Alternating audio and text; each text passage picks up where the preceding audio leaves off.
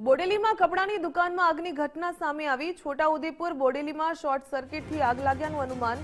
સ્થાનિકોએ પહેલ કરીને આગ પર કાબુ મેળવ્યો।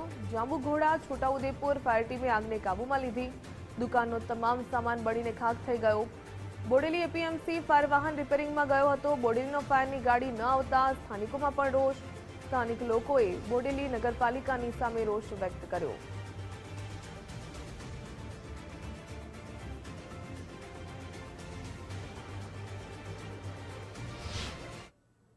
आग लागी थी सवारे शॉर्ट सर्किटना कारणे तेना कारणे आग पकड़ाता आजूबाजूनी बधी दुकानों में भय प्रसर्यो हतो ने लोकोए तात्कालिक आवीने पोतानी दुकानो खाली करवी पड़ी थी। तेनुं कारण एक ज हतुं के बोडेलीना जे लाइव बम्बो हतो ए सर्विसमां गयेलो हतो।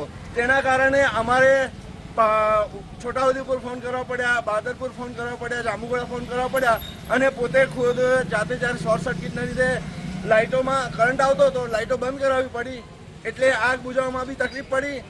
એટલે ત્યારબાદ પહેલો બંબો જાંબુગોડાથી આવ્યો, બીજો બંબો બહાદરપુરથી આવ્યો અને ત્રીજો બંબો છોટાઉદેપુરથી આવ્યો। એટલે અમારે બીજાના ભરોસે અમારે આ કામ કરવું પડે છે। તો બોડેલી નગરપાલિકામાં લાઈવ બંબો નથી, એનું કારણ શું?